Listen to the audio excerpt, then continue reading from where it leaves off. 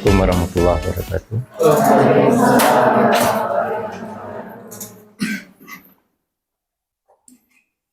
Oke, di pekan yang lalu kita sudah berdiskusi tentang grup permutasi ya. Sampai bahwa setiap permutasi itu selalu bisa dituliskan sebagai cycle atau komposisi dari beberapa cycle yang disjoint ya. Keuntungannya apa? Kalau kita punya permutasi bisa ditulis dalam bentuk cycle atau komposisi dari cycle-cycle yang disjoint, yaitu salah satunya kalau kita akan mencari order ya. Nah, kemarin ingat hasil terakhir kita, suatu cycle yang panjangnya K, maka ordernya adalah K ya. Kalau dia komposisi dari cycle-cycle yang disjoint, maka ordernya adalah KPK atau LCM dari panjang masing-masing cycle ya. Nah, itu akan lebih menguntungkan, lebih cepat dibandingkan kalau kita harus memangkatkan ya. Pada dasarnya kalau kita berdasarkan definisi untuk mencari order kita pangkatkan ya. Pangkat 1, pangkat 2, pangkat 3 sampai seterusnya sampai menemukan identitas ya, itu dari definisinya. Tapi dengan bentuk cycle kita dengan mudah bisa menentukan ordernya sampai di situ ya. Nah, sekarang kan kita melihat kegunaan yang lain dari cycle itu.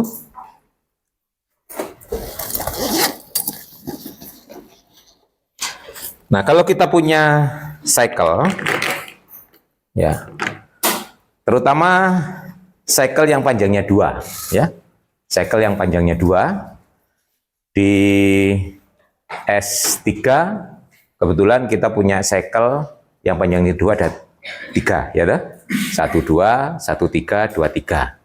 Kemudian 2 cycle lagi panjangnya 3 ya. 1 2 3 1 3 2. Nah, kalau kita lihat ya, cycle yang panjangnya 3 yaitu 1 2 3 itu bisa kita tulis sebagai komposisi dari cycle yang panjangnya 2 ya. Ini akan jadi apa? 1 3 1 2 ke ya. Bisa juga yang lain apa? 2 1 2 3 betul? Ya. Nanti cek ya, coba kembali ke 1 2 3 enggak? Ini 1 ke 1, 1 ke 2 berarti 1 ke 2, 2 ke 3, 3 ke 3, 1 2 3 ya. Nah, ini harus cepat Anda ngitung komposisi. Nah, ini. Secara umum nanti kita bisa membuktikan bahwa nanti tinggal dikomposisikan aja. Cycle yang panjangnya K, A1, A2, AK, ini bisa kita tulis sebagai A1 AK, A2 AK-1, dan seterusnya sampai A1 A2 ya. Ini Anda tinggal ngecek aja betul nggak ini hasilnya ini ya. Ya tinggal dicek di sini apakah A1 ke A2. Ini A1 kan ke A2 betul ya. Di sini kan nggak ada A2, berarti A2 tetap ke A2, berarti A1 ke A2. Terus A2 kemana? Nah, A2 kan ke A1 gitu. Terus nah ini A2 ke A1, terus di sini kan nggak ada A1. Terus di sini sorry. Ini A2 ke A1, di sini nggak ada. Terus ada A1 lagi. Oh sorry, ini A1 ya sorry. Semuanya di depannya A1 kayak gini tadi ya, sama. Ini A1 A1 A1. Nah, di sini A2 ke A1, terus di sini A1 ke A3 kan, ini A1 A3 toh. Nah, di sini nggak ada A3. Nah, berarti A2 ke A3. Nah, A3 kemana? Di sini tetap A3 ke A3, A3 baru di sini ada A1 A3. Berarti A3 ke ya toh? Ke A4 nanti ya. Di sini akan ada A1 A4. A3 ke A1 terus belakangnya ada A1 ke A4 ya dan seterusnya. Nanti akan kembali ke sini. Ini artinya apa? Setiap kita punya cycle yang berapa panjangnya, selalu bisa ditulis dalam komposisi dari cycle-cycle yang panjangnya 2. Cycle panjang 2 sering disebut dengan 2 cycle atau punya nama khusus apa? Cycle yang panjang 2. Bagi yang sudah baca buku ya, bagi yang belum ya nggak kenal. Apa cycle yang panjang 2 itu disebut? Halo, selain 2 cycle ya kan, K cycle itu berarti cycle panjangnya K secara umum ya. Tapi 2 cycle punya nama khusus. What is it? Apa itu? Transposisi ya loh. Ya tak kenal tak sayang. Kalau nggak dibaca gimana tahu ya di mana ya? Ini menandakan nggak baca buku ya. Nama aja nggak tahu kan ya. Transposisi ya nama umumnya. Nah, dari sini apa keuntungan kita?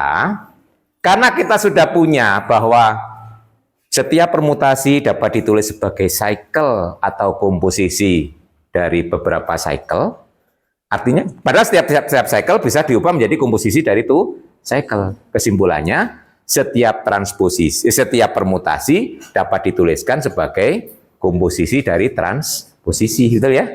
Nah, contohnya identitas. Identitas yang gampang aja.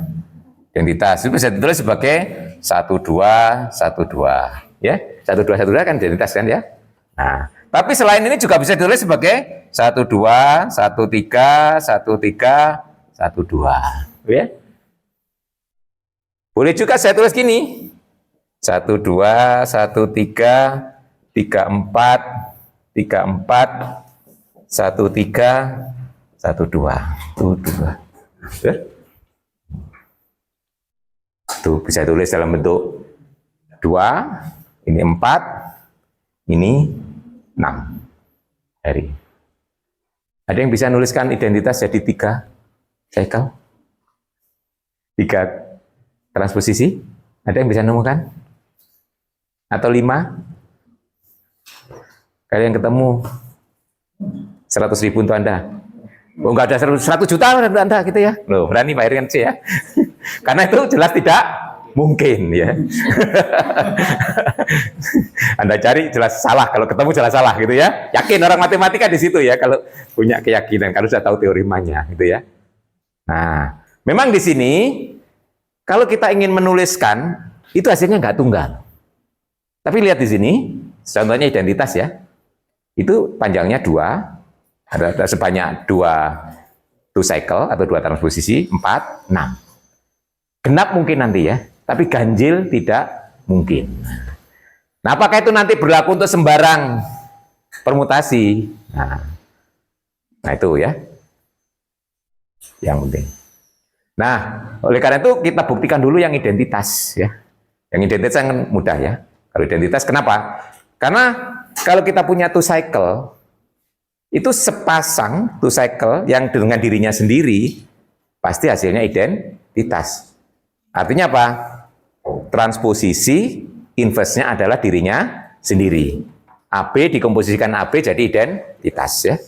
Nah, itu keuntungannya. Nah, makanya sebelum kita membahas lebih jauh, kita buktikan dulu bahwa identitas itu hanya mungkin dituliskan sebanyak genap transposisi.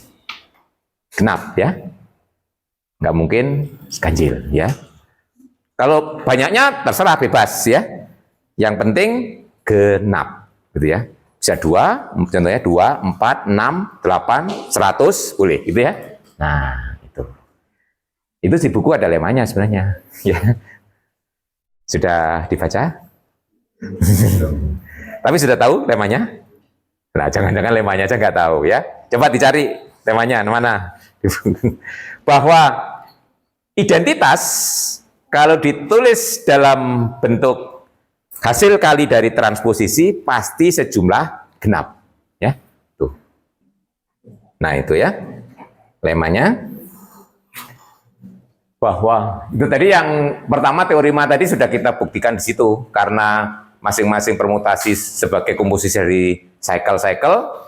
Nah, pasal cycle-cycle komposisi dari transposisi, oleh karena itu setiap permutasi dapat ditulis sebagai produk dari itu cycle. Nah, lemanya adalah identitas kalau ditulis dalam bentuk perkalian dari 2 cycles atau transposisi, maka sebanyak genap. Jadi kalau di situ ada beta 1, beta 2 sampai beta R, masing-masing beta I itu adalah 2 cycles, maka R adalah genap, gitu ya. Nggak bisa ganjil. Nah, sudah ketemu yang di buku? Belum? Waduh, mengetaran nggak tahu dibaca ini ya bukunya ya. Baru sudah dikasih loh, nggak ngolein. Oke, tak bantu. No, ini saya sambil belajar. Apakah Anda paham kalau membaca bukti di buku ya? Ini kebetulan buktinya ini menarik, ini bisa dipakai untuk pelajaran ya. Karena di dalamnya penuh lika-liku ya. Bagus ini buktinya di buku ya. Nah, saya ingin Anda juga belajar membaca buku itu bagaimana, gitu ya. Ini lemanya ya, saya taruh ke atas. Nah, tuh. Siapa yang sudah paham dengan buktinya?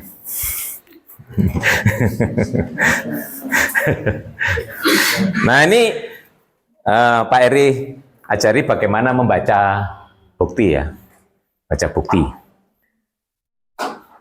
Ini di buku sudah ditulis, buktinya lengkap gitu ya.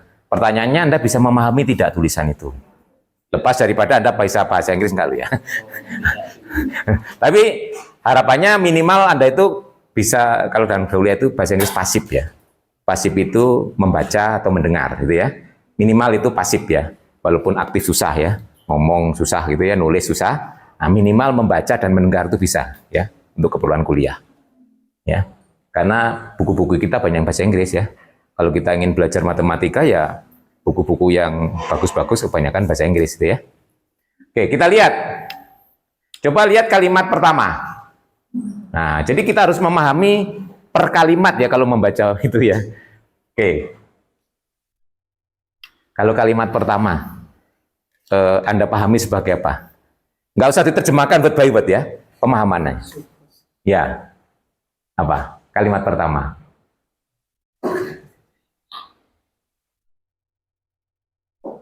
Apa kira-kira? Ada yang sudah paham dengan maksud kalimat pertama?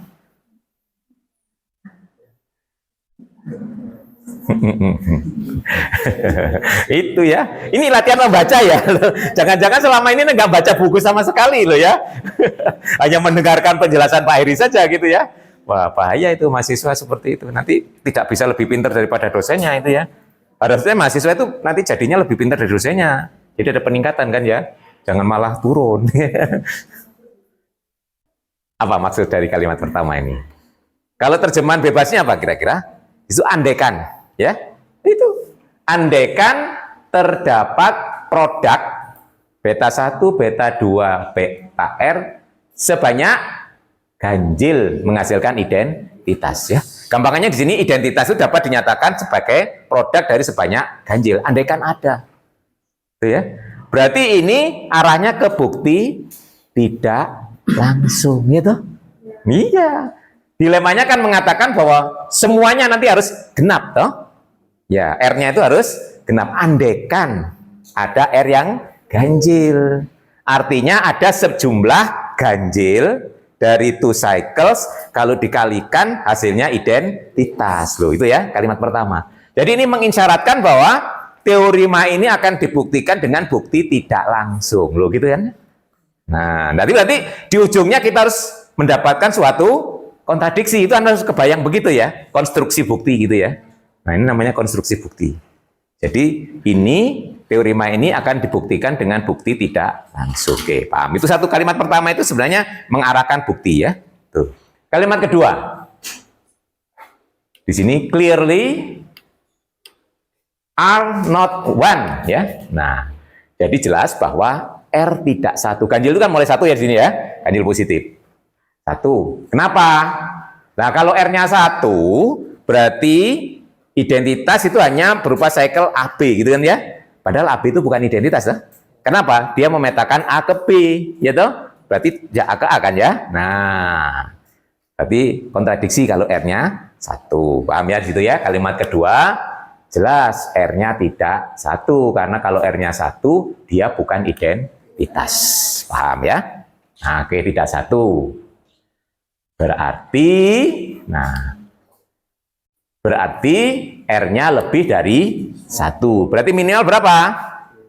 3, karena diandaikan ganjil kok. Ya, sudah diandaikan ada yang ganjil kan ya. Nah, jadi seandainya ada yang ganjil, jelas tidak 1. Kalau tidak 1 berarti minimal 3 gitu loh ya. Nah, gitu pemahamannya. Nah, oke, terus. Nah, berarti minimal ada 3 ya, minimal. Sekarang berarti dimisalkan di situ kalimat berikutnya di sini sebut beta 1 itu sebagai AB ya. Jadi kalimat pertama mengatakan ada ini ya, sejumlah ganjil gitu ya. Ada di sini ada, karena di sini membutuhkan semua genap, berarti kontradisinya kan ada yang ganjil. Ada sejumlah ganjil beta 1, beta 2 sampai beta R. Ini adalah transposisi, sehingga nah itu ya, identitas sama dengan beta 1, beta 2 sampai beta R. Nah, yang pertama R tidak sama dengan 1. Nah, karena kalau epsilon sama dengan R-nya cuma 1 berarti AB. Ini kan, ini bukan identitas.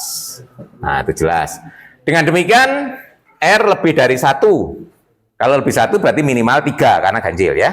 R lebih dari 1. Nah, kalau lebih dari 1, jadi sini nanti dimisalkan, dari sini minimal 3 ya. Dimisalkan beta 1-nya sama dengan AB. Jadi misalkan beta 1 sama dengan AB ya. Tuh, AB. Misalkan. Oke, sampai dimisalkan. Sekarang kita observasi ya. Harus ada 2 cycle BI dengan I lebih dari 1 yang memuat A. Tuh, klaim itu sebenarnya ya, klaim. Jadi itu klaim sebenarnya akan dibuktikan. Klaim terdapat beta I dengan I lebih dari 1, gitu ya. Sehingga apa? Sehingga begini. Beta I itu memuat A, berarti A dengan gandengannya apa? Sembarang gitu kan ya? Nah, paham ya? Sehingga beta I itu memuat A, ya tuh. Sehingga beta I. Nah, ini memuat A. Nah, berikutnya itu buktinya juga tidak langsung lagi ya. For otherwise, andaikan tidak begitu atau kasus yang lain gitu ya. Nah, andaikan pasti sama aja dengan andaikan ada tidak memuat A, jadi anggota beta I semuanya tidak memuat A, apa yang terjadi? Nah, seandainya ini beta I berikutnya ini, berarti beta 2, beta 3 dan seterusnya tidak memuat A, gitu ya. Nah, andaikan beta 2, beta 3 sampai beta R tidak memuat A, apa yang terjadi? Gitu kan ya? Di sini kita lihat. Maka produk itu akan membawa A ke B, betul nggak? Nah, coba lihat ya. Ini di sini andaikan beta 2, beta 3 dan seterusnya sampai beta R tidak memuat A. Ini kan andaikan ada ya. Klaimnya kan ada. Klaimnya ada, diklaim ada. Berarti buktinya andaikan semuanya tidak memuat A, gitu. Nah, kalau semuanya tidak memuat A, coba perhatikan di sini tidak ada A. Di sini tidak ada A, sampai di sini. Yang ada A kan cuma beta 1 aja kan ya. Berarti otomatis A akan dibawa ke B, betul ya? Karena di sini nggak ada A. Karena nggak ada A berarti A tetap ke A, ya toh? Oleh beta R-1 A tetap ke A. Dan seterusnya sampai beta 2 juga A tetap ke A. Oleh beta 1 A ke B, betul paham? Ya, gitu loh ya. Karena di sini semuanya nggak ada A-nya. Kalau nggak ada A-nya berarti A akan tetap ke dirinya sendiri, ingat ya. Di cycle itu kalau nggak tercantum, artinya dia dipetakan ke dirinya sendiri. Sini A tetap ke A, ya toh? Di sini A tetap ke A. Sampai beta 2, A tetap ke A. Oleh beta 1, A ke B. Jadi hasilnya gini. Jadi epsilon dari A akan sama dengan B. Peta dari A kan sama dengan B. Berarti epsilon bukan identitas. Loh. Nah, kontradiksi toh? Bukan identitas. Kontradiksi. Nah, tuh. Paham sampai di situ ya? Berarti di sini nanti salah satu di antara B2 sampai BR ada yang memuat A. Gitu. Nah, memuat A-nya itu bisa banyak. Contohnya, ya. Sebagai contoh di sini. Ini 1, 2, kebetulan kalau ada 1. Saya ganti saja. A-nya tidak. Ya nggak apa-apa sebenarnya ini. Ini 1, 1 semua, 1, 2, 1, 2. Nah, kebetulan saya ganti lagi. Misalnya 1, 2. Misalnya sini 3, 4, 3, 4, 1, 2. Nah, contohnya ini ada yang, nah ini mesti, nah di sini contohnya, di sini A-nya 1. Nah, nanti ada yang memuat 1 di sini ya. Nah, mesti ada. Nah, cuma di antara sekian banyak yang memuat 1, kalau dalam teorema ini bisa kita pilih. Ya. Nah, kita pilih yang mana? Dengan I paling kecil. Contohnya di sini. Nah, di sini I-nya 2, betul ya? Di sini I-nya ada 2, ada 3, ada 4 ya toh? Kita pilih 2. Di sini ada, nah ini 2 muncul, sini muncul. Ini kebetulan di sini ya. Nah, berarti yang memenuhi ini, yaitu pada indeks ke-2. Ya, itu ya. Jadi kita pilih perkalian dengan A paling minim, ada indeks I paling minim ya. Berarti ini yang kepilih 3 ini, yang ini nggak kepilih, betul ya? Yang ini. Nah, setelah itu dari 3 ini mana yang kita pilih? Nah, di sini ada kriteria lagi. Setelah kita pilih indeks paling kecil, terus kita pilih dengan A paling sedikit.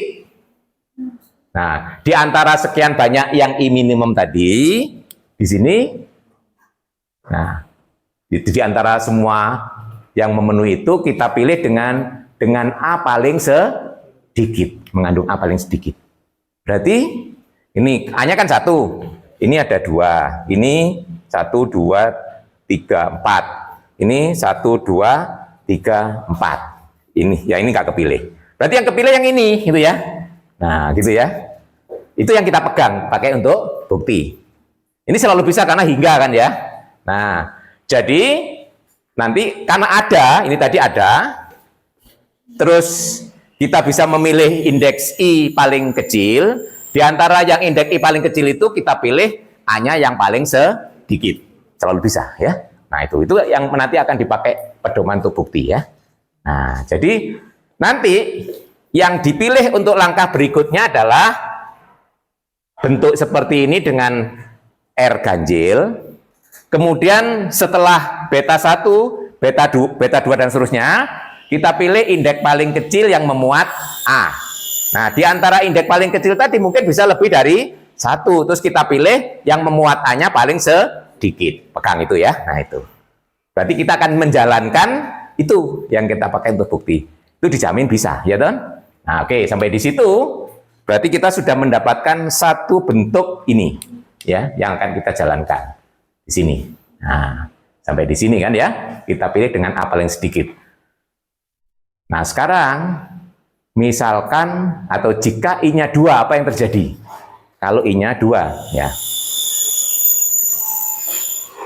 Sekarang yang pertama, kalau I-nya 2. Kalau I-nya 2 berarti apa?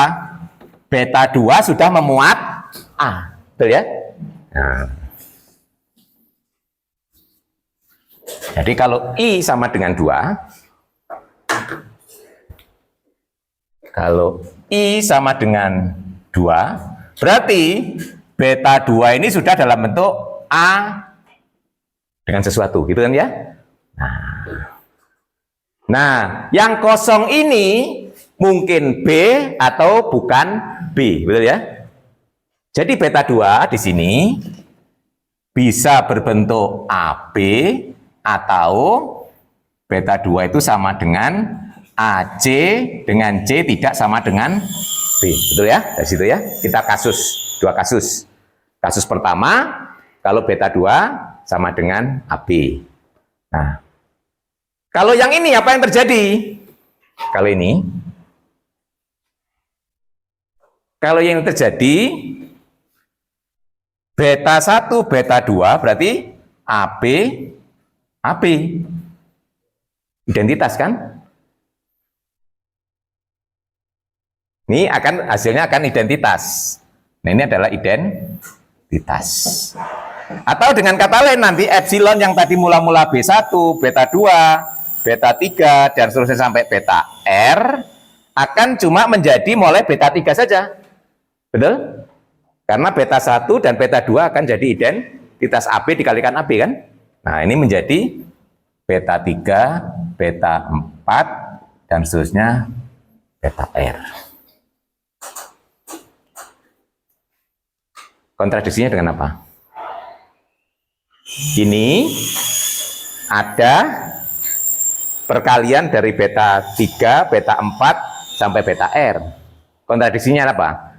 Ini A-nya sudah berkurang 2, betul? Bertentangan tadi sudah kita ambil dengan A paling sedikit. Loh, ini kok ada lagi? Ya. Nah, paham ya? Ini berarti kan A-nya berkurang 2 toh? Ini. Berarti ini kita punya bentuk perkalian dari transposisi yang betanya lebih sedikit daripada bentuk semula kan? Nah, berarti kontradiksi dengan pemilihan tadi kan? Tadi sengaja kita pilih perkalian dengan A paling sedikit dulu. Ada yang lebih sedikit lagi. Kontradiksi. Paham dari itu? Nah, sekarang kalau kasusnya ini. Kalau kasusnya sekarang yang ini. Ya. Coba perhatikan bahwa beta 1, beta 2 berarti sama dengan AB, AC. Ya. Ini bisa kita tulis sebagai A ke C, kemudian C ke C, C ke A. Nah, ini ya. Nah, di situ mau disamakan adalah HBAC disamakan dengan ACBC, OC-nya di belakang. Ini bisa saya tulis sebagai CBA. Cycle kan ya? Bisa ACB kan sama C dengan CBA toh? Ya. Ini menurut yang kita dapatkan di depan akan sama dengan CA CB atau AC BC. Betul? Nah, ini beta 1 kali beta 2, ini kita sebut beta 1 aksen, ini kita sebut beta 2 aksen. Berarti epsilon tadi identitas ya, beta 1, beta 2, beta 3 sampai beta R bisa kita ganti dengan beta 1 aksen, beta 2 aksen. Ini kan diganti dengan ini kan? Ya. Beta 3, beta 4 dan seterusnya sampai beta R. Nah, sekarang perhatikan yang kanan ini. Ini A-nya cuma ada berapa? 1. Di sini mula-mula 2. Berarti yang kanan ini lebih sedikit toh A-nya. Kontradiksi lagi kan? Berarti yang semula ini mesti lebih banyak daripada ini. Padahal tadi sudah kita pilih dengan A paling sedikit. Nah, ini berkurang. Ini karena A-nya cuma 1 kan? Nah, berarti ini lebih dikontradiksi lagi toh. Nah, berarti baik kasus pertama maupun kasus kedua hasil kontradiksi. Berarti untuk kasus I sama dengan 2 hasilnya kontradiksi, berarti I tidak mungkin 2. Nah, kan ya? Berarti I tidak mungkin 2. Oke, selesai sampai di situ. Berarti I tidak mungkin 2. Berarti sudah lewat. Nih. Membaca bukti lumayan ya. Ini saya ajari Anda membaca bukti itu. Nah, jadi kesimpulannya I harus sama dengan I harus lebih dari 2. Tuh. Jadi saya mulai dari yang I lebih dari 2. Berarti tidak mungkin yang memuat A itu berada di 2. Harusnya mulai 3 ke atas ya. Tidak mungkin 2. Jadi setelah beta 1, berarti beta 2 jelas tidak mungkin. Nah, jadi I lebih dari 2. Nah, sekarang selanjutnya, ini sebenarnya mengulang cerita tadi, ya. Jadi, begini sekarang ceritanya. Beta I itu berarti I pertama yang memuat A. Nih ya. Ini saya tulis ulang. Nanti di sini lihat ya, Bos ya. Epsilon tadi sama dengan beta 1, beta 2, dan seterusnya. Di sini beta I, ya ini tulis ya beta I. Di sini beta I min 1. Beta I plus 1 sampai di sini beta R. Ya. Nah, beta I itu berarti beta yang memuat A yang pertama. Ya. Sebelumnya berarti tidak ada A, selain di B1 toh.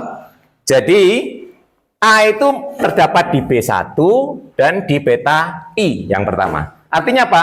Mulai beta 2 sampai beta I min 1 tidak ada A-nya, betul?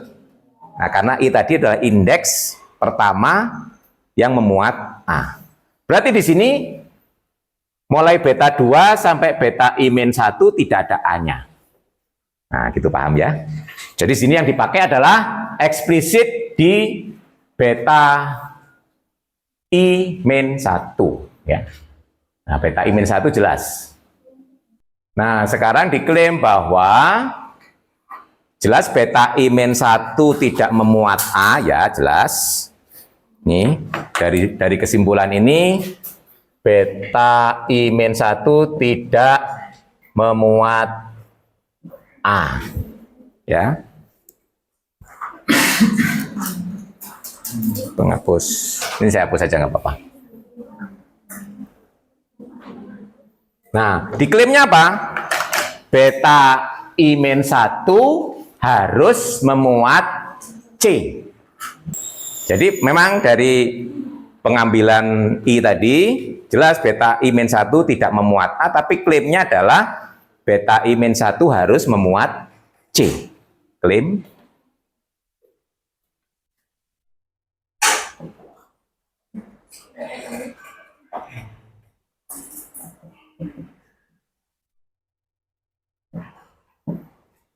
Nah, sekarang kalau seandainya beta I min 1 tidak memuat C, berarti tidak memuat A, juga tidak memuat C. Berarti kesimpulannya apa? Beta I min 1 dengan beta I disjoin. Nggak ada unsur yang sama. Kalau disjoin, berarti komutatif. Betul? Ingat, kemarin kalau kita punya cycle disjoin adalah komutatif. Jadi seandainya beta I min 1 tidak memuat C, berarti tidak memuat A sekaligus tidak memuat C. Berarti dia dengan beta I akan disjoin, gitu ya. Nah, jadi kalau andaikan beta I min 1 tidak memuat C, nah, beta I min 1 dan beta I disjoin. Kalau disjoin apa? Berarti beta I min 1 beta I sama dengan beta I min 1. Itu ya. Nah, berarti nanti itu akan bertukar terus sehingga beta I berjejer dengan beta 1. Berarti seperti kasus semula kan ya. Nah, berarti nanti beta 1 dengan beta I jejer itu menggantikan beta 2 bisa diganti menjadi beta 1, beta 2 aksen kayak kasus pertama, kontradiksi lagi gitu. Nah, jadi sekarang kita lihat secara umum berarti beta I kalau dia nggak bisa bertukar ke depan, sekarang dibuat karena beta I min 1 tadi tidak memuat A pasti memuat C, berarti bentuknya DC gitu ya. Kemudian yang beta I-nya bentuknya AC ya. Nah, ini mirip tadi ngitungnya ya. Jadi beta I min 1, beta I, karena beta I min 1 memuat C tapi tidak memuat A. Nah, gini ya. Kalau disjoin itu tadi disjoin. Berarti sekarang kalau tidak disjoin sama-sama memuat C-nya gitu ya. Nah, tadi kan kalau C-nya juga tidak berada di A, tidak berada di B1 dan tidak berada di BI dan itu sama-sama tidak memuat A, tidak memuat C, berarti disjoin kan gitu ya. Nah, sekarang ada yang unsur yang sama, yaitu I min 1 ada C-nya, I juga ada C-nya. Tadi kalau yang di I min 1 ada C tapi di I tidak ada C-nya, sudah ada disjoin ya. Karena A-nya di I, tidak di I min 1, betul ya. Jadi sekarang kalau tidak disjoin, berarti ada unsur yang sama yaitu C, jelas-jelas C ya, karena I min 1 memuat C, tapi I-nya kan hanya memuat A ketentuannya ya. I-nya memuat A, bisa memuat C, bisa tidak. Tadi yang sudah menghasilkan kontradiksi tadi kalau I-nya memuat C, ya, tidak memuat C. Jadi kalau yang ini tadi yang disjoin ini artinya beta I min 1, beta I itu yang tadi ya yang sudah menghasilkan kontradiksi itu mula-mula berbentuk memuat C tapi enggak ada A-nya, mula-mula di sini DC. Di sini tidak ada C-nya, A, mungkin B atau apa gitu, E gitu ya. Nah, gitu ya. Ini beda. Ya. Tadi yang menghasilkan kontradiksi ini. Nah, sekarang kalau ketentuannya I kan hanya memuat A gitu ya. Nah, kalau sekarang I-nya memuat C. Kita lihat. Sekarang kasus berikutnya BI min 1, BI itu berbentuk ini DC tapi di sini AC. Nah, dengan D-nya tidak sama dengan A, betul ya? Nah, ini harapannya juga menghasilkan kontradiksi kalau ini sudah selesai ya. Nah, sekarang lihat kalau kasus itu. Ini mirip yang tadi kita hitung. DC kali AC. Nah, ya. DC kali AC itu apa? Nah, itu nanti kontradiksi dengan apa? DC kali AC kalau kita hitung, ini kan A ke C, C ke D berarti A ke D. A ke C, C ke D berarti A ke D, D ke D, D ke C. ADC. ADC, di situ harapannya yang sama Pak. Tuh. D-nya ya, D. Nah, di sini saya tunjuk D-nya di depan, DCA. DCA itu sama dengan DA, DC. Lalu sana nulisnya menjadi ADDC. Nah, supaya aneh di depan, ADDC. Nah, kontradiksi dengan apa? Ini A-nya mula-mula kan miliknya indeks I. Di sini pindah ke depan. Ya toh? Berarti kontradiksi dengan I tadi indeks paling kecil yang memuat A. Ya. Ya. Ini bisa kita tulis misalnya di sini sebagai beta I min 1 aksen kali beta I aksen gitu kan ya. Nah, ini. Jadi mula-mula A-nya berada di indeks I yang paling kecil, di sini kok A-nya berpindah ke I min 1. Kontradiksi dengan pemilihan tadi, I-nya kita ambil indeks paling kecil yang memuat A. Nah, sampai di sini berarti semuanya sudah menghasilkan kontradiksi. R1 kontradiksi, kemudian setelah itu I, kita kasus dengan I, I-nya 2 menghasilkan kontradiksi, sekarang I lebih dari 2. Semuanya menghasilkan kontradiksi, berarti semua kasus sudah selesai. Nah, dengan demikian, pengandaian bahwa R-nya ada yang R-nya ganjil tadi salah. Berarti R-nya harus genap. Berarti dari lemma ini kita yakin identitas itu kalau kita tulis dalam perkalian dari two cycle atau transposisi pasti sejumlah genap. Kalau ada yang ganjil menghasilkan suatu kontradiksi. Oke, jadi kita sudah punya lemma yang mengatakan bahwa identitas kalau kita tuliskan dalam perkalian dari transposisi pasti sejumlah genap, ya, sejumlah genap. Nih. Nah ini, jadi lemma ini sudah kita buktikan. Kita tadi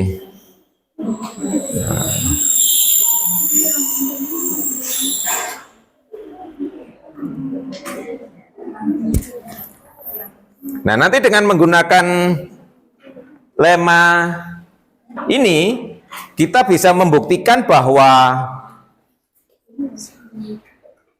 setiap permutasi nanti, kalau kita tuliskan sebagai perkalian dari transposisi, hanya mungkin ganjil saja atau genap saja, gitu ya.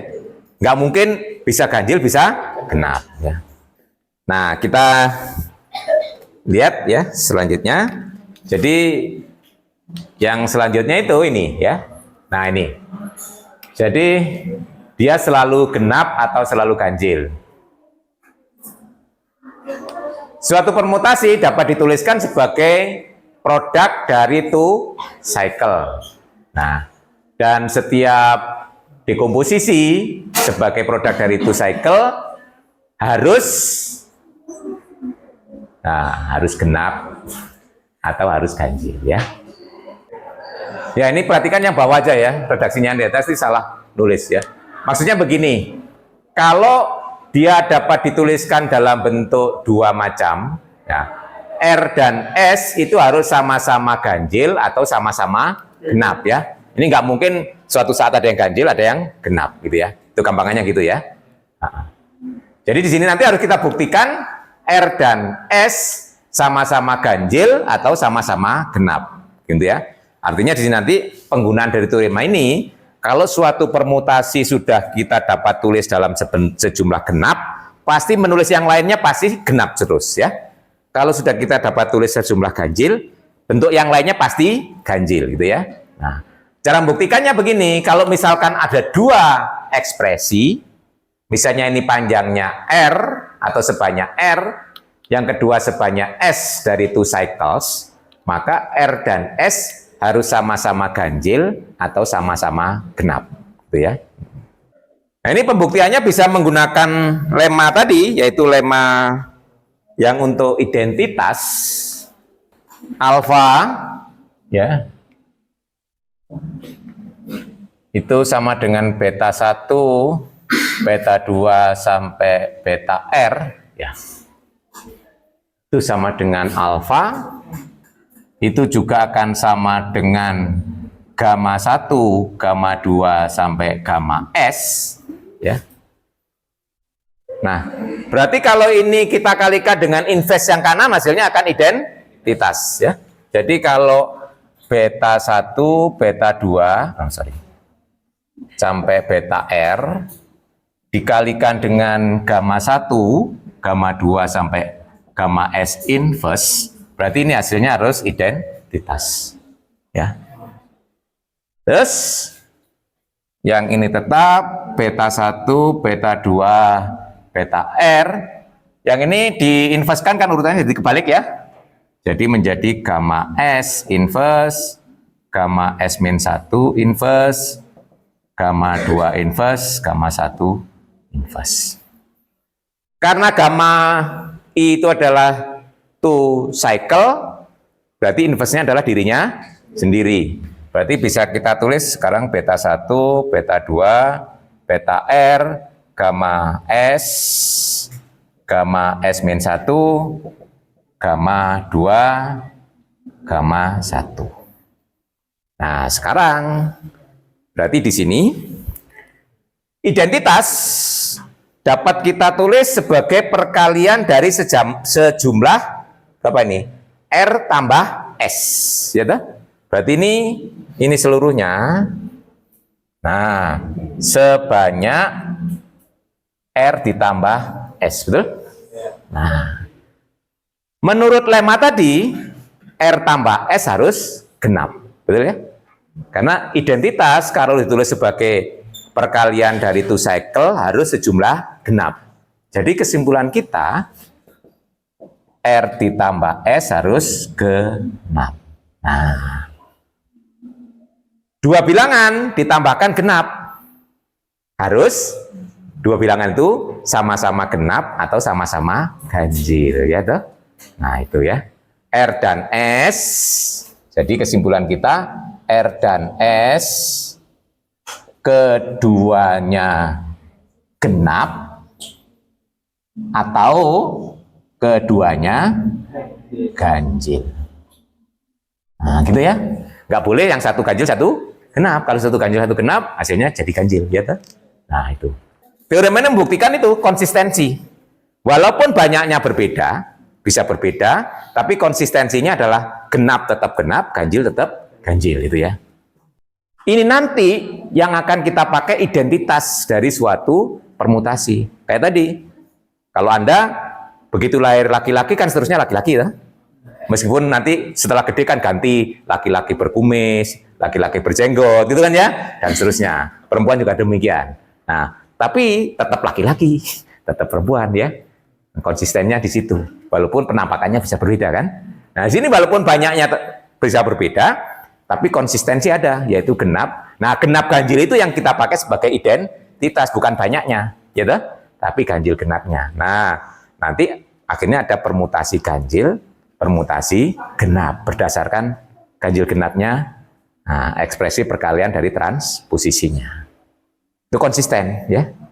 Jadi nanti suatu permutasi disebut permutasi ganjil kalau dia ditulis sebagai komposisi dari transposisi ada sejumlah ganjil. Kalau ada sejumlah genap berarti kita sebut sebagai permutasi genap. Ya. Contohnya di S3, nah tadi di kuis muncul ya. Nah, yang ganjil ada 3 betul ya? 1, 2, 1, 3, 2, 3. Yang genap ada 3. Identitas 1, 2, 3, 1, 3, 2. Itu genap kan? Karena contohnya 1, 2, 3 bisa tulis sebagai hasil kali 2. Transposisi toh? Berarti dia genap. Nah, gitu ya. Nanti di S4 yang ganjil ada sebanyak 12. Ya, yang genap juga 12. Tadi yang ditanyakan yang genap, ya toh? Nah, ya. Nah, itu identitasnya aja. Jadi di sini definisinya, nah gitu. Permutasi yang dapat diekspresikan dalam perkalian sejumlah ganjil transposisi kita sebut permutasi ganjil. Kalau sebanyak genap transposisi kita sebut permutasi genap ya. Jadi tadi kalau di soal ada yang ini ganjil apa genap, berarti Anda harus menuliskannya sebagai hasil kali dari sejumlah ganjil atau genap transposisi. Cara yang paling gampang, diubah dulu sebagai perkalian cycle, masing-masing cycle diubah menjadi 2 cycle, ya kan, kayak tadi prosedurnya kan, terus dihitung berapa banyaknya seluruhnya, gitu ya. Nah itu, untuk mengidentifikasi ganjil genapnya.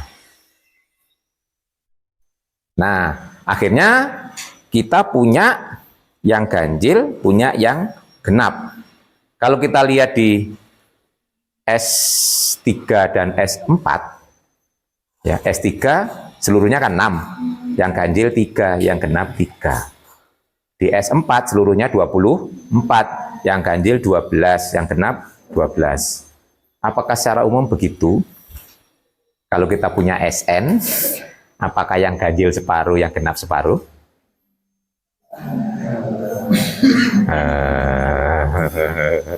Kan matematik begitu ya, biasanya dari kasus terus ada feeling kan. Setelah itu dibuktikan secara umum ya. Nah, kan dari 2 kasus tadi ya kan ya, di S3, S4, nah separuh-separuh kan. Nah, apakah di SN juga demikian?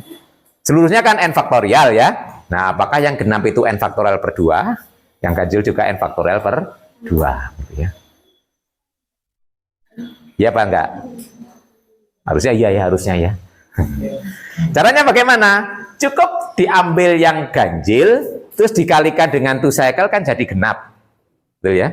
Nah, kalau saya ambil alfa itu ganjil, kemudian alfa saya kalikan dengan 1, 2 kan jadi genap. Betul? Berarti dari sini kesimpulan kita apa? Banyaknya yang ganjil pasti lebih kecil atau sama dengan banyaknya yang genap. Betul? Kalau kita ambil alfa itu genap, kalau kita kalikan dengan 1, 2, jadi ganjil. Berarti banyak yang genap lebih kecil atau sama dengan banyaknya yang ganjil. Berarti kesimpulannya yang genap dan ganjil sama, gitu kan? Betul? Karena yang ganjil lebih kecil sama dengan dari yang genap lebih kecil sama dengan dari yang ganjil. Banyaknya. Berarti kesimpulan yang ganjil, banyak yang ganjil sama dengan banyak yang genap. Betul? Kalau banyak yang ganjil, banyak yang genap, ya pasti separuh-separuh kan? Nah, jadi dengan demikian fix ya kita bahwa yang ganjil separuh, yang genap separuh. Nah, sekarang perhatikan. Kalau permutasi ganjil kita komposisikan dengan permutasi ganjil, hasilnya permutasi ganjil dikomposisikan dengan permutasi ganjil, hasilnya permutasi genap. Betul loh? Ganjil kan berarti ada sebanyak ganjil. Kalau dikalikan kan cuma dijejer aja kan? Di total kan jadi genap toh? Ganjil sejumlah ganjil tambah sejumlah ganjil sejumlah genap. Artinya permutasi ganjil dikalikan permutasi ganjil hasilnya permutasi genap. Dari situ kesimpulannya, himpunan permutasi ganjil tidak close terhadap komposisi. Betul ya? Tidak close ya, karena ganjil kali ganjil hasilnya genap. Nah sekarang kalau genap, permutasi genap dioperasikan dengan permutasi genap. Hasilnya genap juga toh. Sejumlah genap ditambah sejumlah genap hasilnya genap, ya toh. Dengan demikian, himpunan semua permutasi genap kalau kita beri operasi komposisi berarti dia close, betul? Nah, ini berarti ada kandidat jadi subgroup, ya toh. Nah, kalau ganjil sudah tinggalkan karena nggak close toh. Sudah seperti kayak di bilangan ganjil itu ya ditambahkan nggak close ya, sudah tinggalkan. Dan kemudian tinggal kita cek dengan menggunakan teorema membentuk subgroup. Karena dia bagian dari SN, nah SN kan sudah grup ya. Untuk membuktikan himpunan permutasi genap, membentuk grup cukup dibuktikan sebagai subgroup. Anda bisa pakai one step test atau two step test. Sebenarnya kalau two step test tinggal membuktikan inverse-nya ya. Karena tadi komposisi kan sudah close ya. Inverse-nya. Apakah inverse permutasi genap juga genap? Iya, kan tinggal urutannya dibalik toh. Iya, sejumlah genapnya tetap toh. Iya. Ya, artinya di sini himpunan semua permutasi genap akan membentuk subgroup. Itulah yang disebut dengan subgroup alternating. Nah, simbolnya AN, gitu. Nah, kalau sudah baca buku ada di situ ya, AN ya. Nah, jadi AN itu karena subgroup berarti grup kan ya. Nah, AN itu adalah grup permutasi genap. Merupakan subgroup dari SN. Yang anggotanya sebanyak N faktorial dibagi 2. Jadi order dari AN adalah N faktorial per 2. Paham di sini ya? Ini alternating. Nah, pengetahuan tentang ganjil genap ini, salah satu aplikasinya di mana yang Anda jumpai? Sebenarnya ini sudah pernah dapat, cuma karena waktu itu belum kenal dengan permutasi ganjil permutasi genap, akhirnya lewat begitu saja. Yaitu di pelajaran aljabar linier. Sewaktu mendefinisikan determinan. Itu sebenarnya pakai permutasi. Itu kan perkalian elementer ya.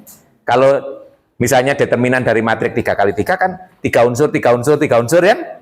Sebanyak 6. Yang 3 positif tandanya yang 3 negatif. Kenapa positif, kenapa negatif ya? Nah, itu nanti ada kaitannya dengan permutasi ganjil, permutasi genap. Yang genap kita tandai positif, yang ganjil negatif. Ya. Nah, saya ingatkan definisi determinan. Ini mengapa ini penting? Jadi nanti kalau Anda mau belajar determinan secara sistematis, ya, regres matematis gitu ya, memang harus kenal permutasi ganjil genap dulu. Buktinya dulu waktu Anda belajar determinan kan ambil lalu aja, yang penting rumusnya dihafalkan gitu aja ya, nggak dipahami. Nah, sebenarnya itu menggunakan ganjil genap. Nah, saya ingatkan dengan determinan 3 kali 3 terlebih dahulu. Ya, coba lihat ya. Misalnya matriks A-nya itu adalah 3 kali 3, A11, A12, A13. 21, 22, 23, 31, 32, 33. Determinan A, ya. Kalau Anda tulis ulang, ini kan A11, 22, 33. Ditambah A12, A23, A31. Ditambah A13, A21, A32. Terus yang dikurangi, ya. Dikurangi yang mana? A13, A22, ya boleh dimulai A11 terserah, sini juga boleh. Terus A22, terus A31. Terus dikurangi lagi A11 boleh di sini. 11, terus A23, A32. Ini A23, A32. Terus dikurangi lagi A12, A21, A33, betul? Ini? Nah, kenapa ini tandanya positif, yang ini negatif? Gitu. Sebelum Anda kenal rumus Seres ya. Nah, Seres itu teorema sebenarnya ya. Definisinya ini. Nah, sekarang ini coba lihat ya. Ini kita bicara permutasi. Indeks itu dianggap yang depan itu domainnya, yang belakang petanya. Nah, ini berarti 1 ke 1, 2 ke 2, 3 ke 3. Berarti ini identitas. Identitas genap. Berarti ini positif. Ini 1 ke 2, 2 ke 3, 3 ke 1. Betul ya? Berarti ini adalah 1, 2, 3. Kalau kita baca permutasi ya, itu genap. Positif. Ini 1 ke 1, 2 ke 1, ya toh? 3 ke 2. Berarti ini 1, 3, 2. Genap. Yang ini, lihat. 1 ke 3, 2 ke 2, 3 ke 1. Berarti 1, 3, betul? Ganjil, negatif. Ya. Di sini 1 ke 1, 2 ke 3, 3 ke 2. Berarti ini permutasi 2, 3, betul? Ganjil, negatif. Ini 1 ke 2, 2 ke 1, 3 ke 3. Berarti 1, 2, ganjil, negatif. Nah, jadi di sini, ini sebenarnya kita tulis dalam bentuk notasi permutasi. Ini adalah sigma, gitu ya. Ini sering tulis standar, ini adalah A1 sigma 1, A2 sigma 2, A3 sigma 3. Nah, kemudian sigma anggota S3. Ini definisinya. Nah, di buku ya. Nah, jadi sigma ini bergerak sepanjang S3. Berarti nanti ada sebanyak 6. Cara mengindekannya harus ini. Ini harus sebanyak ngikuti sigmanya ya. Kalau identitas berarti di sini 1, ini 1, ini 2, ini 2. Nah, ini 3, ini 3. Terus nanti kita ganti dengan 1, 2. 1, 2 nanti ternyata jadi yang ini, gitu ya. Nah, itu ya. 1, 2 negatif. Nah, ini. Sigma itu adalah tanda. Tanda itu mengikuti ganjil genap. Kalau genap positif, kalau ganjil negatif. Jadi nanti secara umum kalau matriksnya A itu N kali N, ini tinggal diperumum definisinya. Ya toh? Ini nanti menjadi kalau misalnya A-nya itu adalah N kali N, berarti determinan A itu menjadi sigma sigma kecil. Di sini A1 sigma 1, A2 sigma 2, dan seterusnya sampai AN sigma N. Kemudian sigmanya anggota SN. Gitu ya. Nah, jadi nanti kalau diterapkan di 4 kali 4, di sini S4, berarti penjumlahan ini sebanyak 24. Yang 12 positif, yang 12 negatif gitu. Loh, gitu kan. Ini. Dulu sebenarnya ada ini, cuma Anda ya lewat gitu aja karena belum ngeh dengan ganjil genap gitu ya. Nah itu. Ini salah satu kegunaannya. Jadi nanti kalau sudah tahu ini dibawa ke determinan, itu bukan gunaannya ya. Lebih jauh. Oke, ini berarti sampai di sini kita sudah menuntaskan bagian kedua dari permutasi, yaitu yang disebut dengan alternating group ya. Ini alternating group itu sebenarnya isinya permutasi genap ya. Alternating group. Nah, nanti berikutnya kita akan menggunakan permutasi ini sebagai model pembahasan waktu membahas koset ya. Nah, koset bukan kloset ya.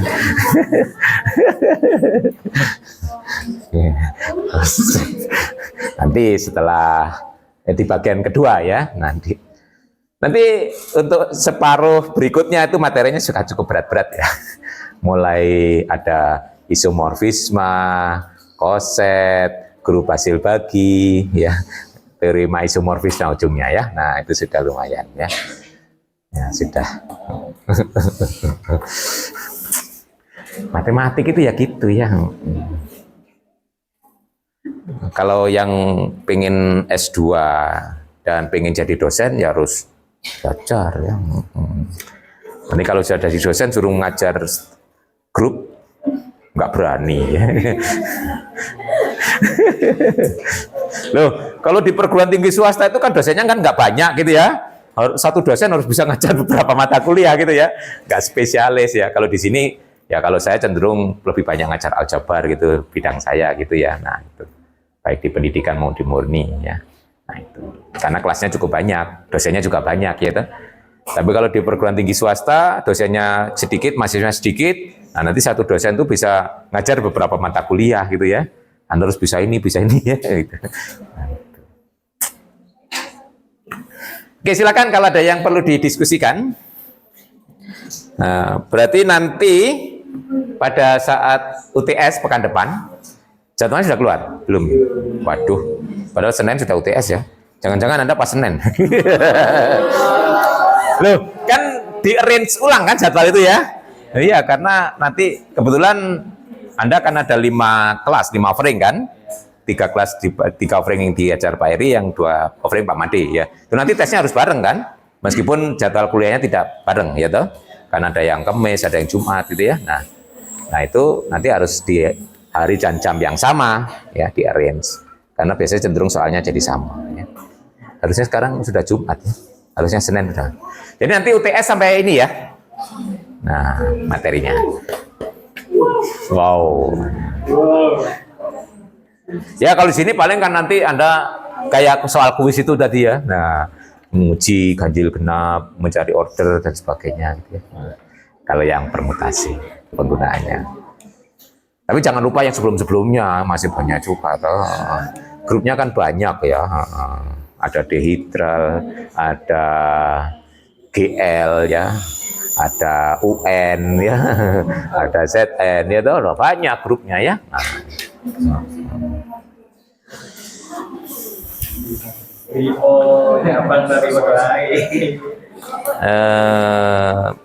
Yang kedua, perkembangan proyeknya gimana? Kan sudah dibentuk kelompok toh? Belum. Oh, kelas ini belum ya? Kok lupa ya. Jadi kelas lain padahal sudah ya, ini kok belum ya diumumkan, lupa. Jadi Anda masih punya waktu ke depan ya untuk melaporkan rencananya saja kan ya. Nah, nanti pekan depan harus. Jadi sebenarnya saya sudah memutuskan bahwa proyeknya berkelompok. Cuma kelompoknya maksimal anggotanya 3. Karena di sini 40 isinya ya. Berarti nanti ada yang 2 orang ya. Jadi yang 36 itu berarti 12 kelompok 3 orang, yang 2 kelompok 2 orang ya. Nanti silakan menentukan sendiri. Nanti harapannya kalau bisa hari ini itu sudah Anda memutuskan ya. terbentuk kelompok, nanti silakan dilaporkan di grup ya kelompoknya ya. Nanti pekan depan itu ya paling tidak Anda masing-masing kan sudah punya rencana, nanti tinggal mengkonfirmasi dengan kelompoknya kan, oh pakai ini aja gitu ya. Nah, nanti pekan depan tuh saya minta laporannya itu hanya rencananya ya, judulnya apa, kemudian sekilas mungkin 1 paragraf cukup untuk nanti rencana proyeknya ini. Terus kemudian sumber referensinya itu ini gitu ya. Nah, itu cukup itu. 1 lembar cukup itu progres untuk rencana. Nanti mengerjakannya sudah separuh yang ke belakang ya. Nanti ditagihnya di terakhir ya. Oke. Jadi biar agak ringan dibuat kelompok saja ya. Jadi yang 12 kelompok anggotanya 3, yang 2 kelompok anggotanya 2. Nanti silakan kalau yang nggak ada yang mau 2, nanti yang 2 diundi gitu kan ya. Nah, kalau ada yang suka rela, saya berdua saja karena nggak suka bekerja rame-rame, sukanya berdua saja gitu ada juga. Karena ada orang ketiga nggak enak. Gitu ya. Ada yang suka berdua kan, ada orang ketiga terganggu. Nah gitu. Hanya orang ketiga setan ya. Kalau berdua-duaan ada yang ketiga itu setan. Ya. Kan ada orang yang nyaman juga berdua saja gitu ya, silakan. Silakan, jadi biar nanti kerjanya nyaman, kelompok memutuskan sendiri ya. Nanti kalau yang memutuskan Pak Heri nanti ada alibi, nggak kompak Pak ini karena rumahnya jauhan gitu ya. Nah gitu ya. Nah silakan dipertimbangkan memilih kelompok, mungkin ada yang rumahnya berdekatan sehingga diskusinya lebih gampang gitu ya. Atau satu kos gitu kan ya. Nah itu lebih enak. Harapannya nanti hari ini atau besok sudah dilaporkan di kelas ini, kok malah lupa ya kemarin-kemarin sebenarnya sudah 2 minggu yang lalu kelas lain saya informasikan. Ya. Ya, nggak apa-apa, kan masih rencana, belum sampai bekerja. Nanti kerjanya kan baru kedua. Yang penting menyamakan persepsi judulnya apa aja dulu ya, itu aja. Itu saya kira sehari 2 hari cukup itu untuk menentukan kira-kira apa judulnya. Ya biar kerjaannya agak ringan kalau kelompok ya. Kan secing itu kalau dibagi-bagi kan lebih mudah. Jadi saya ingatkan bahwa proyeknya itu bisa aplikasi penggunaan. Sebagai contoh, grup permutasi ini banyak penggunaannya ya. Ya, misalnya Anda mengingat kembali mengaplikasikan kedeterminan silakan itu ya. Jadi bagaimana mendefinisikan determinan dengan menggunakan grup permutasi boleh. Yang saya tahu dulu ada juga yang membuat misalnya permutasi itu diaplikasikan permainan ya. Nah, itu boleh. Misalnya untuk optimasi ya. Agar permainan itu optimal, langkahnya nggak kebanyakan gitu ya. Nah, itu menggunakan permutasi boleh. Itu salah satunya. Ini dari itu. Nanti dari grup yang lain juga silakan. Contoh aplikasi dari grup-grup yang lain itu. Atau model yang kedua, Anda mengembangkan pengetahuan tentang grup dengan topik di luar yang dibahas di kuliah, ya. Nah, gitu. Anda dicek juga materi yang separuh ke depan ya nanti. Jangan-jangan sekarang belum, tapi semester bagian yang ke depan setelah UTS ada materinya ya. Kayak isomorfisme, homomorfisnya gitu ya, teori Malagrang. Nah, gambarannya gini, Anda nanti akan belajar teori Malagrang. Nah, bahwa teori Malagrang itu kalau Anda baca itu implikasi. Sebaliknya itu nggak berlaku, tapi sebaliknya itu nggak kita bahas dalam kuliah. Nah, nanti ada teorema-teorema yang menyebutkan ada kasus khusus yang sebalik dari teori Malagrang itu berlaku. Itu boleh Anda bahas sebagai jawaban converse dari teorema Lagrange. Salah satunya adalah teorema Sylow. Nah, tulis Sylow itu S-Y-L-O-W, Sylow ya. Nah, Sylow. Nah, itu ada. Mungkin Anda bahas teorema Sylow ya, gitu. Nah, di pendahuluan kan bisa dimulai teorema Lagrange gini. Nanti ada beberapa grup yang memenuhi kebalikan dari teorema Lagrange, itu teorema Sylow nanti ada. Itu boleh. Contoh pengembangan ya. Atau Anda mau membahas grup khusus, misalnya free group. Nah, jadi grup bebas. Bukan grup bebas, Anda bebas masuk segala grup itu ya enggak. Maksudnya ada sebut free group. Grup yang punya basis mirip ruang vektor gitu ya. Nah, itu boleh silakan. Itu contoh pengembangan materi gitu ya. Jadi bisa aplikasi dari teori grup atau pengembangan materi grup yang tidak didapat di kuliah. Tapi masih sekitar grup ya. Nah, kan banyak juga penerapan grup itu yang misalnya digit check gitu ya. Nah, ngecek apakah tulisan dari digit itu, misalnya kita menulis itu salah atau benar gitu ya. Kalau jelas menyalahi salah gitu ya. Tapi benarnya gimana urusan nanti ya. Yang penting bahwa ini salah gitu ya. Nah, itu namanya ya, detecting ya. Dan mendetek kesalahan. Biasanya ada detecting and correcting ya. Error gitu biasanya gitu ya, ada. Tapi biasanya paling mudah itu detectingnya dulu ya. Mendeteksi bahwa itu salah itu gampang ya. Tapi mengoreksi itu tidak mudah ya. Mengoreksi tidak mudah. Oke, nah ini kuliah terakhir sebelum UTS ya. Nanti setelah UTS kita lanjutkan dengan topik isomorfisme, kemudian koset, kemudian subgrup normal, kemudian grup hasil bagi, homomorfisme, dan terakhir teorema isomorfisme ya. Tuh, topik itu yang belum kita bahas. Gimana? Sudah ngeluh? Wis mumet? Ya. Tapi jangan lupa dipelajari kembali ya. Pekan depan UTS. Apa UTS paling cuma 17% ya. Ya. Saya konsentrasi di project saja gitu ya. Nah, kan 50% gitu ya. Ya boleh Anda bersikap gitu ya. Memang faktanya 35% kan untuk UTS dan UAS kan. Nah, biasanya 35 itu 17 saya pakai UTS, 18 UAS ya. Nah, karena paketnya seperti itu kalau di UM rumusnya gitu ya. Nanti yang 15 itu ada sikap 10, 5 keaktifan ya toh, yang 50 project. Jadi 35 yang dari tes cuman ya. Ya boleh Anda begitu. Ya, silakan, itu masing-masing kan bisa ngatur strateginya. Daripada mumet-mumet saya konsentrasi di project aja Pak. Nah, projectnya sudah 50, nanti yang lainnya dapat parsial udah lulus ya gitu ya. Iya toh, nah, lainnya parsial, kayak anak lomba gitu kan gitu ya. Lomba misalnya di olimpiade itu, wah saya konsentrasi di nomor sekian-sekian, yang lainnya dapat parsial jamin dapat medali gitu kan ya. Nah itu ya, strategi itu kan bagian dari strategi. Nah ya itu namanya strategi untuk mendapatkan prestasi ya. Matematik itu kalau cara belajarnya sudah menjadi kebiasaan, materi itu gampang dipelajari gitu loh ya. Jadi sebenarnya belajar matematik itu yang susah membentuk habit, ya, kebiasaan belajar. Bagaimana cara belajar matematika itu, karena matematika itu sangat spesifik ya. Ya. Mengasah kemampuan kita ya harus mengerjakan soal kalau di matematik ya.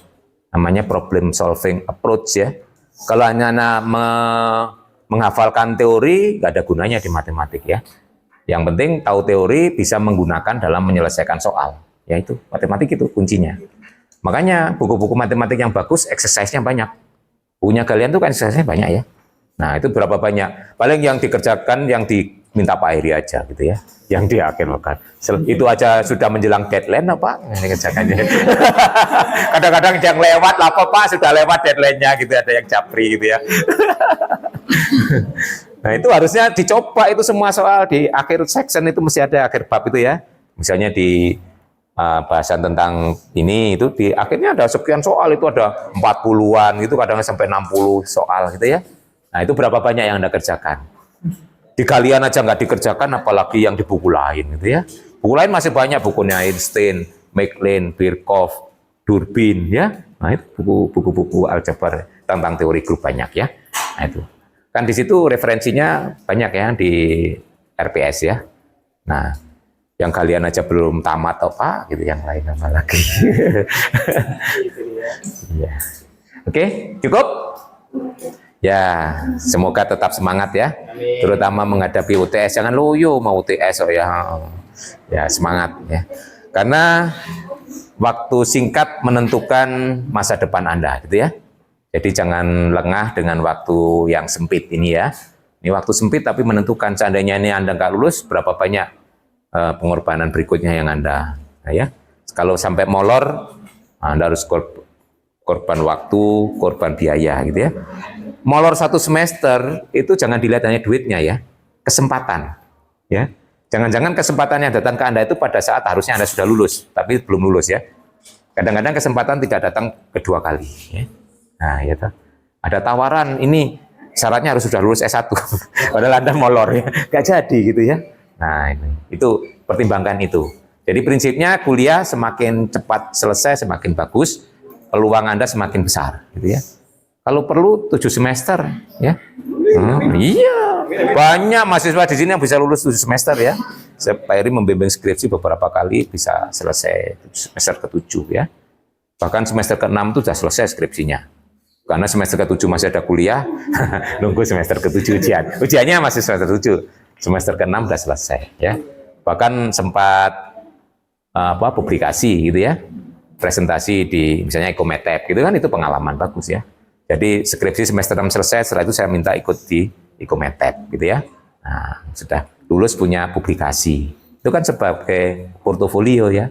Nah, sudah pernah publikasi? Pernah nih. Konferensi internasional gitu ya. Walaupun di UM. Internasional. Oke, saya kira itu cukup. Kita akan ketemu lagi pekan depan di jadwal UTS ya. Semoga masih tetap semangat dan diberi giroh untuk belajar gitu ya. Oke, assalamualaikum warahmatullahi wabarakatuh. Oke, silakan.